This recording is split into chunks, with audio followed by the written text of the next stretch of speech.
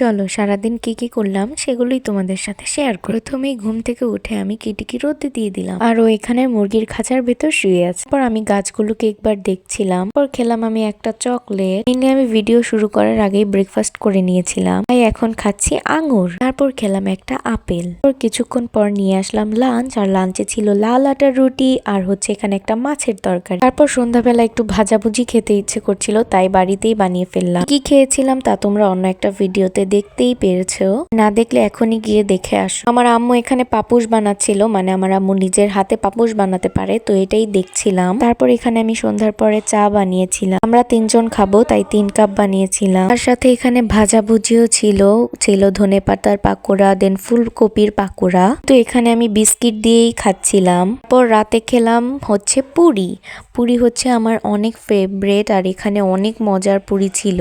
পুরির ভেতরে ভরপুর ডাল ছিল, আর ডালটা অনেক বেশি ঝাল ছিল, যে কারণে খেতে আরো বেশি মজা লাগছিল। তারপর সবশেষ খেলাম মোয়া। এত কিছু খাওয়ার কারণে রাতে ডিনারটা স্কিপ করে গিয়েছিলাম। ভিডিওটা ভালো লাগলে একটা লাইক করে দিও, আর আমার চ্যানেলটাকে সাবস্ক্রাইব করে দিও।